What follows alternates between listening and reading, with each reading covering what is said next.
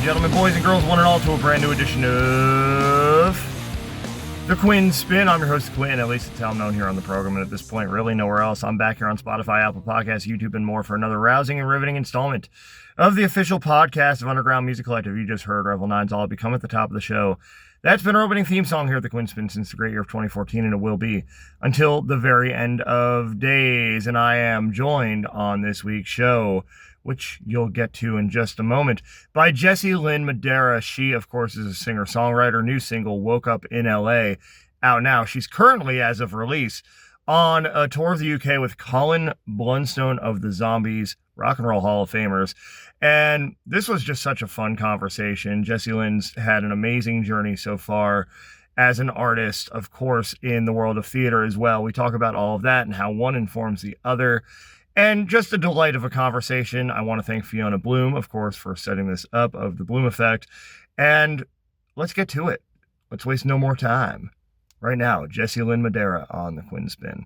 All right, we are back here on the Quinn Spinn. As I mentioned at the top of the show, I have the honor and privilege of being joined by Jesse Lynn Madera on the show today. Just came out with a new single called Woke Up in LA. We reviewed that a few weeks ago as of release date here on the blog. And now Jesse's here to join us on the show to talk about the single, talk about her journey, talk about all the exciting things coming up, including a UK tour in support of Colin Blunstone of the Zombies. So first of all, I want to thank you so much for joining us today.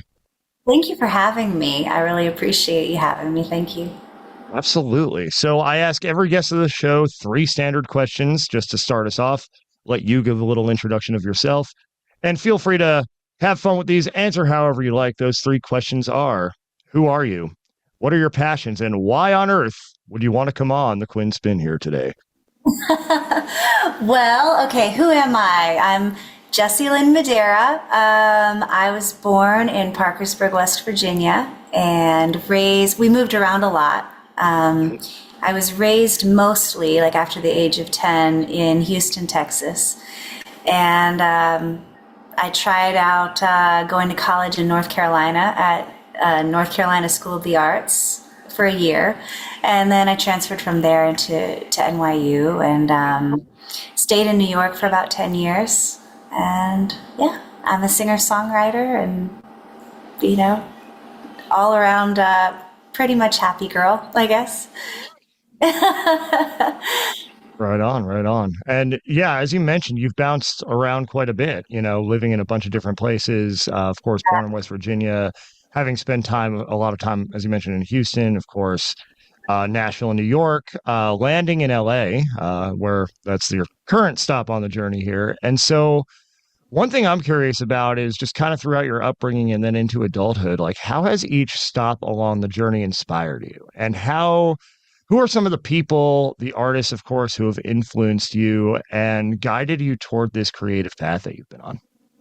Well, the moving around, and I jumped over, like we also lived in Birmingham, Michigan, right outside Detroit, and we lived in California for a little bit when I was a kid. I'm back there now as an adult. Moving around, I really think shaped who I am as a person and an artist, and just meeting all kinds of different people and absorbing their accents, their personalities, their politics, their music, their food, all of it, experiencing all of these different kinds of people, all the weather, everything. It's I think it gave me kind of a deeper understanding of human beings than maybe I would have had, and acceptance. I can get along with just about anybody. Find something that we agree on, So that has shaped my artistry for sure, and my passions. That was the other question, right? Oh yeah. Yeah,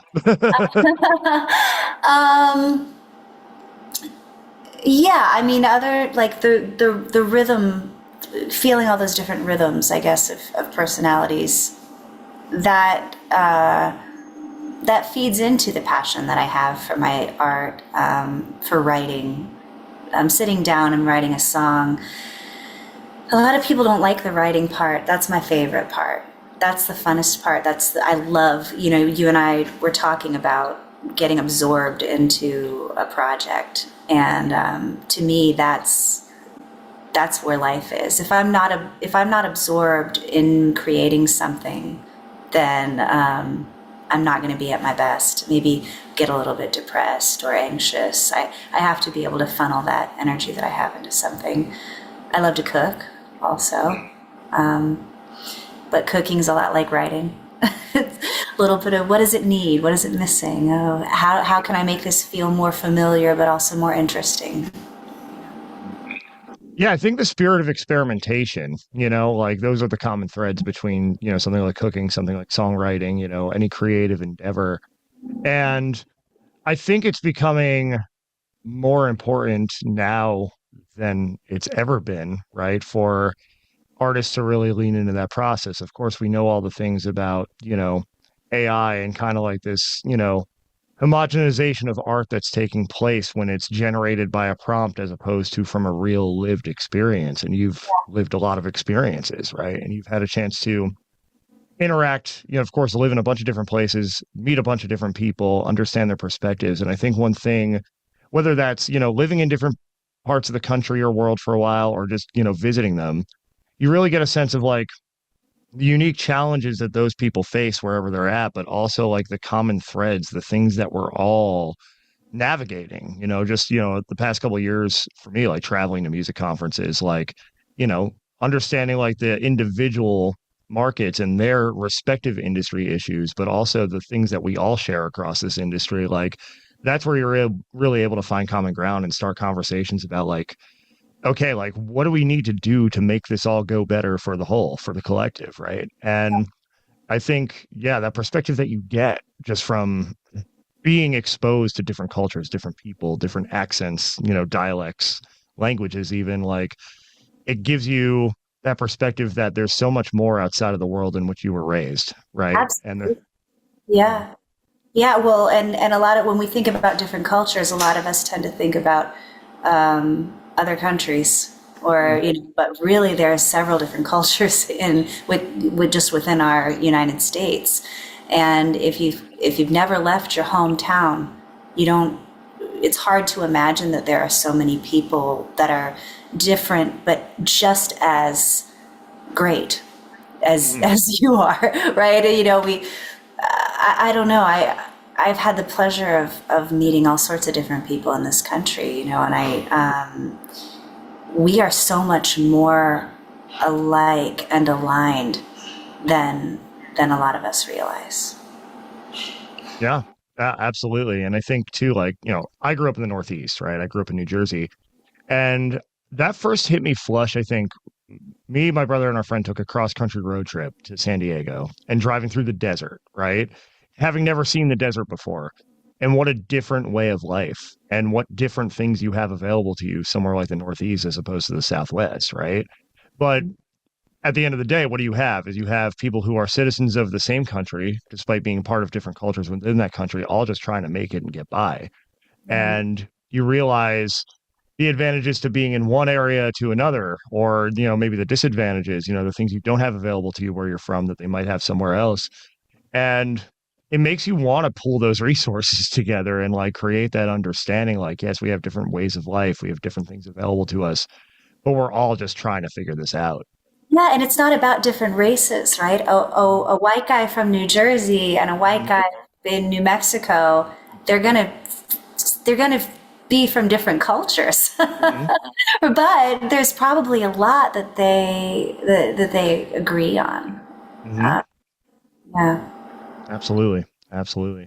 And of course, having the opportunity that you've had to perform across multiple different artistic mediums informs your perspective and your creative process too, right? So you have an extensive theater background, as you mentioned, went to NYU, um, studying experimental theater. And that, of course, has had the opportunity to make its way into your work and how you choose to express all of these things that you've learned.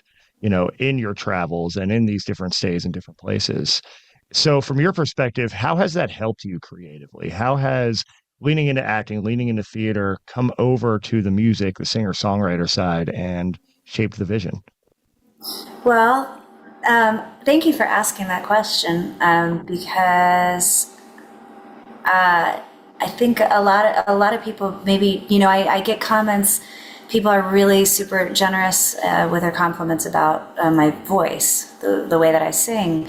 But when I first started out, I thought, well, maybe I'm not the strongest singer, because at that time, maybe I wasn't. I've done a lot of work on my voice. But when I first started out, I thought, but I've got this performance background, and I'm a pretty good writer. And I think if I can blend my ability to convey an emotion while people are watching me. It sounds simple, but that's not easy. And all that theater training really helped me feel comfortable being looked at. Just being able to breathe on stage and try to just be all right with that. So those are the tools that I really came into this with, were my ability to feel comfortable sharing an emotion in front of people, and comfortable with my writing. And so the voice, the singing, really was secondary to that stuff. Mm-hmm. Yeah. And I studied straight acting. I was not a musical theater major. A lot of people assume that I was in musical theater, but I was not. Yeah. Yeah. But that either way, whether it's musical theater, whether it's non-musical theater, there's still that expression, Yeah.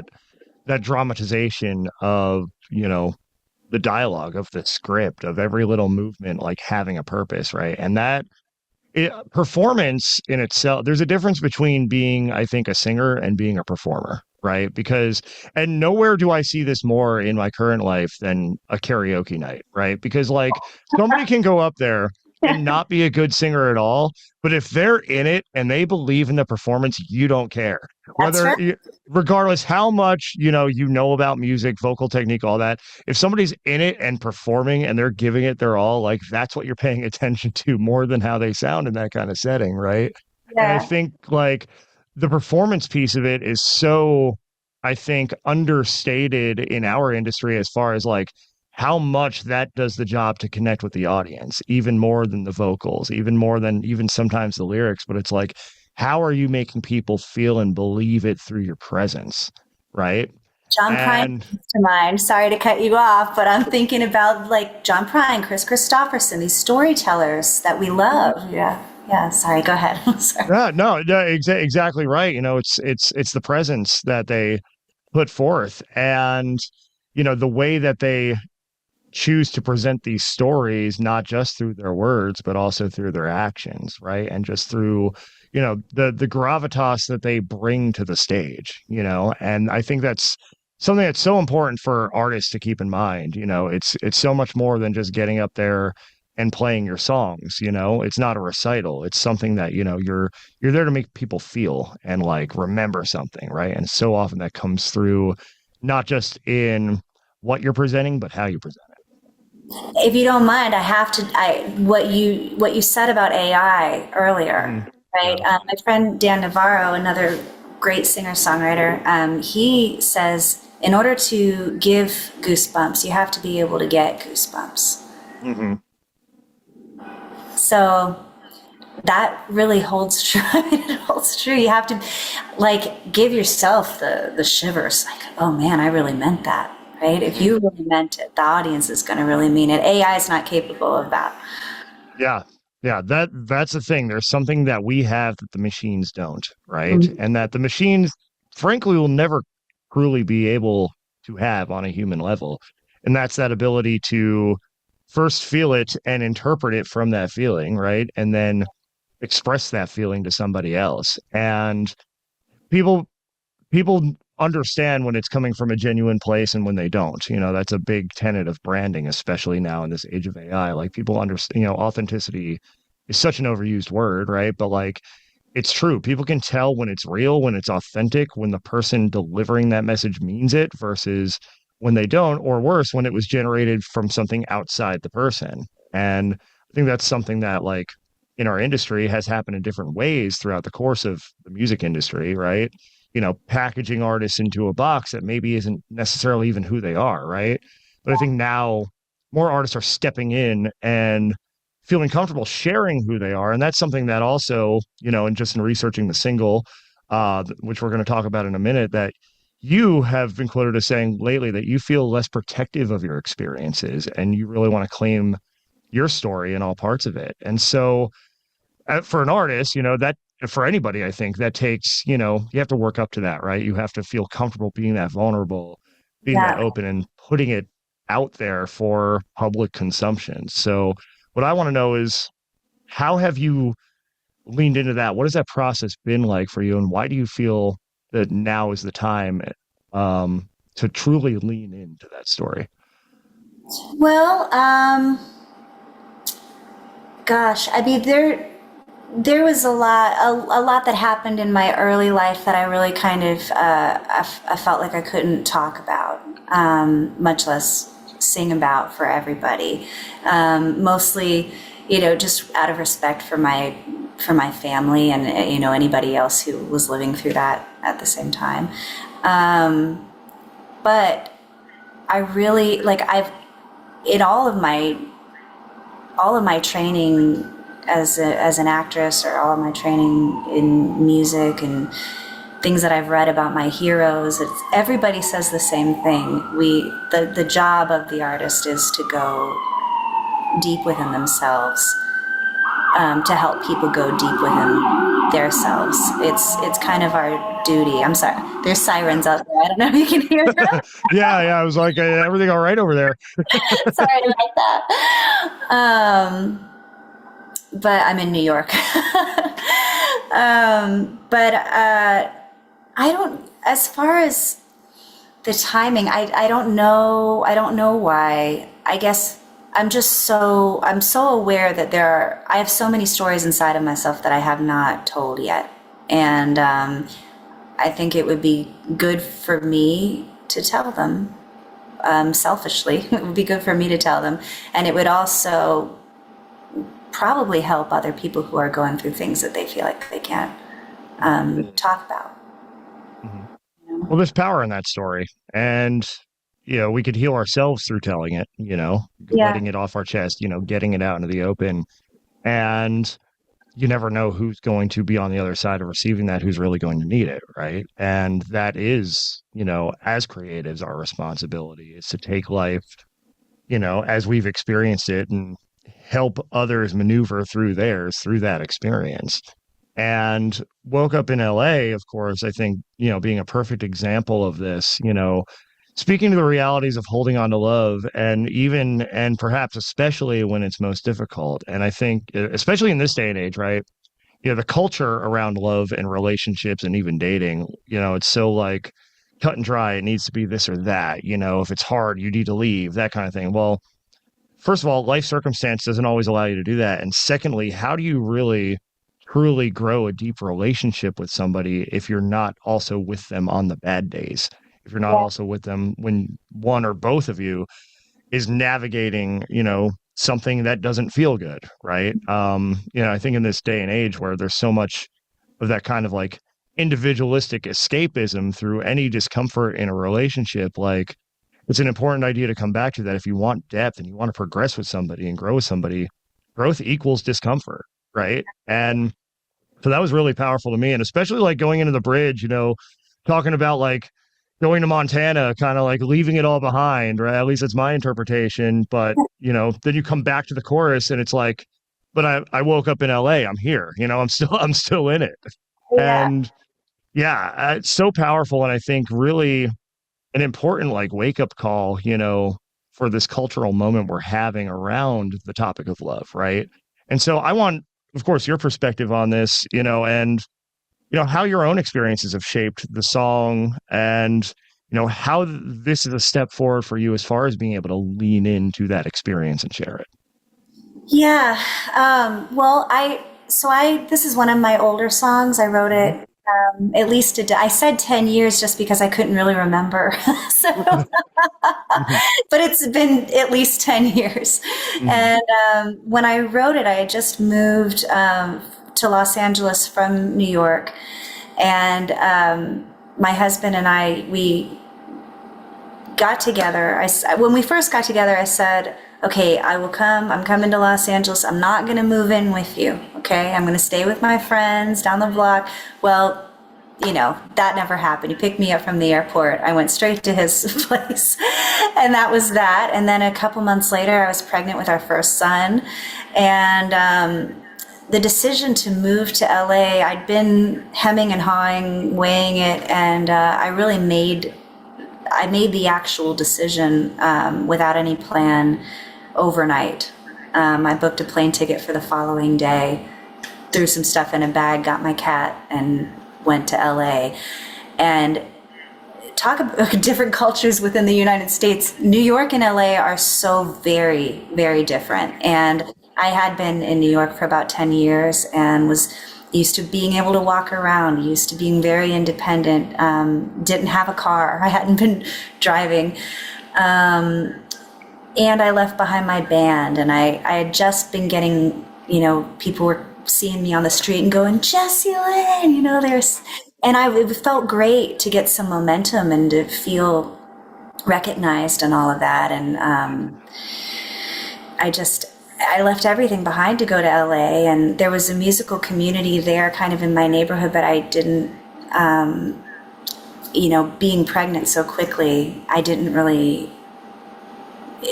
wasn't going to be able to stay up late with them and jam and really get to know each other. So I felt very isolated and scared, frankly, worried that I'd in exchange for this wonderful opportunity to have a family, which I wasn't even sure that I would ever be able to have. I adored my baby son and my husband, and I worried that I had exchanged all of my hope for my career by doing that. So that was a hard thing. So I probably wasn't the funnest person to live with at that time. And that's probably the impetus for the situation in the song, my escapism, So yeah, I hope that answers your question. Oh, absolutely. And I think too, there's, something important to be said about, where this brings you as an artist too, because there's another quote there in the press release that said that you feel this is the most, quote, me sounding stuff that I've put out yet. Right. So this, of course, coming from the heart and from this place of raw authenticity. And that to me sounds like the beginning of an exciting new chapter. So what I'm curious to know is, how does Woke Up in LA signal what's to come from you creatively? Well, like I said, it's an older song that I have been kind of keeping in my back pocket for a little while, but it seemed like the perfect follow-up to the John Prine cover that I just put out, Speed of the Loneliness. Instrumentation wise and sentiment wise, I don't know if that's a word, but it seemed like I don't know, these things, this just seems to be the garden that's blooming right now, and it does feel really nice. It feels like I do have those roots in West Virginia. I've got some Appalachian sounds in my head, and so it feels just more rootsy, as in roots music, but also roots of my own self. So yeah, I think there will be more, there will be other kind of meaty, stringy piano songs. There always are. They always show up, and that is another side of me. So there will be some of those on this next album, but I think there's going to be quite a few songs that are in this vein of Woke Up in LA. So excited to, of course, to hear how that plays out in, of course, the coming months. But before all of that, of course, as of recording, you're about to embark on a UK tour in support of Colin Blunstone of the Zombies. And as of release of this episode, you are currently on that tour, right? So what I want to know is, first of all, how exciting is that to be working alongside Colin, of course, British music legend, Rock and Roll Hall of Famer? And how did the opportunity come together to head on over there and join the tour? And one of the greatest vocalists of all time on this planet, and he still sounds, his voice is still like silk. I'm thrilled to be on tour. I'm imagining myself in the future. I am currently thrilled to be on tour. Yeah, I got to open for the full Zombies here in the United States on their Northeast tour a few years ago, and that was fantastic. And I'm just honored to be given the opportunity to play with them again, or play before them. I have to tell you just a funny little tidbit. When I did that tour opening for the Zombies, my older son was, I don't know, what was he, 10 or something like that? And he said, so you're going to go and you're going to play with the band? And I said, well, no, I'm going to warm up the stage for them, which means I go on before them and I play some of my songs and then they play their set. And he goes, do they know? No, you're just going to show up and, surprise. I'm just going to follow him around and sneak onto the stage. Yep. I love that. Yeah. I love that curiosity too. And it's obviously a huge opportunity, to get to go overseas and reach entirely new people, potentially over there, and the UK is awesome. I was just in London last year, for South by Southwest London. They do a London one now. Oh, yeah. Okay. And what a city. I like, unreal. Like the architecture, the people, and people like to rag on the food over there. I thought the food was good. I love the food over in London. The fish and chips, everything hit. Well. Yeah, me too. I'm into it. I've never played over there. I've visited, but I haven't played. And I'm told that the audiences are really wonderful and patient. They really tune in and listen. And what more could a person like me want than that, really? Exactly. Yeah. The cultural roots run deep over there across the pond, and I'm excited for you because it's such a great music culture over there, just across the UK. And just having been there last year for that event, you were seeing artists come from all over the UK, all over Europe, and like it's so much more closely connected as a continent. It's so easy to get from one city, one country to the other, within a few hours. Yeah. And just seeing, despite, how, there are different languages at play, different cultures with, from country to country, but like it all kind of comes together in a place like the UK and in a city like London, and some of those major cities there in England where like you see all those cultures it's like this cross section of the world really that you see once you get over there. And it's a unique and special thing. The Indian food. The Indian food over there too. Yeah. I, right over there in Shoreditch, like, pretty much you're seeing Indian restaurants across the street from each other. And that's the thing. You can find anything you want over there, especially in a city like London. And yeah, I'm thrilled for you. And that's a really amazing opportunity and a continuation, of course, of the legacy that you're building as an artist and as a touring performer. Thank you so much. So one question I like to ask toward the end of the conversation is, I call it the biggest lesson. And so think throughout your career so far, right? And if there's one lesson that you've learned throughout your career that is the most important lesson that you would go back and teach your younger self just starting out, not to put you on the spot, but what would that lesson be? If I were to go back, I would tell myself to really trust my vision and not outsource it to anyone. It's important. It's important.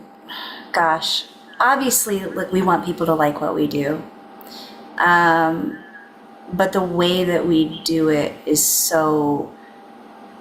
The authenticity is so important, and I can't even tell you. I mean, there were a lot of times that I went in and recorded and let somebody produce me, and I just kind of went, okay. Even though I really did have my ideas, but I just, since I didn't train in music really. I have an internal sense of music theory, but I can't verbalize a lot of the time. At least not I don't really have the lingo all the time in the studio. And so I would kind of just yield to whatever the producer thought. And so maybe there'd be, somebody would want to go and rip some crazy electric guitar solo over what I was doing. And, that wouldn't always really fit. But I would think, oh, well, this producer he's done all of this and that, and he probably knows better than me. But then in the end, I'd get the product back and I wouldn't be able to put it out because I'd go, it doesn't sound like me. And that happened a few times.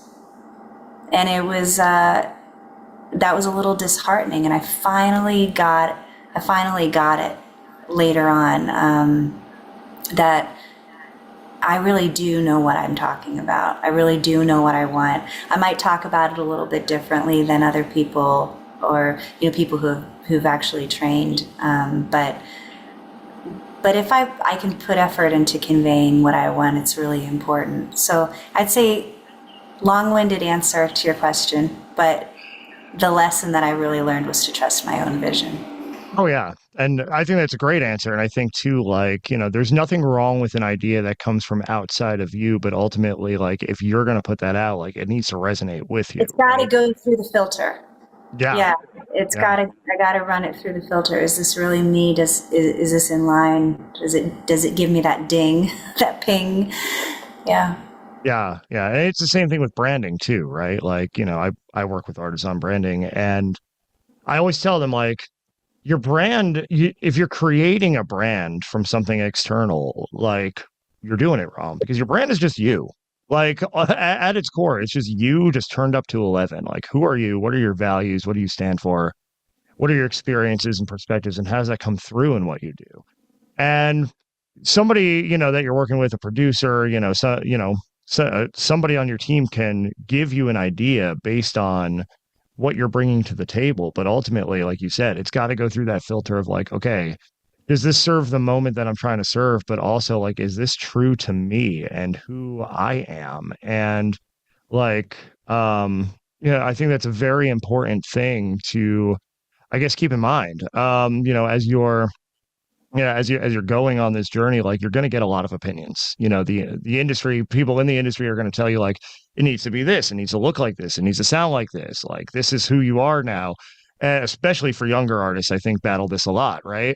And if they don't have the experience to know better and to know themselves well enough, then that's where you can get into this cognitive dissonance of okay, I'm putting this out, but it doesn't really feel right, or I got this thing back and I don't want to put it out because it doesn't feel like me, like you've experienced. And I think that's a perfect answer, because the best thing you can do, honestly, is just be true to your vision, communicate that vision, and find the pieces of feedback that you get that help make that vision better. Yeah, absolutely. Yeah. Yeah. Well, Jesse Lynn Madera joining us here on the show today, and I want to thank you again for coming on. This has been fantastic. And of course, new single Woke Up in LA out now. And as you're listening to this or watching this, Jesse Lynn is currently on a tour in support of Colin Blunstone of the Zombies in the UK. And so plenty of exciting things happening, plenty of exciting things to come. And Jesse Lynn, I want to give you the opportunity to tell people where they can learn more about you online. Well, my website is the hub for all of that information, and it's jesselynnmadera.com. No I. There's no I in any of that. No I in Jesse, no I in Lynn, and no I in Madera. I love it. As somebody who gets Gerald all the time when there's clearly no L in my name, I can empathize.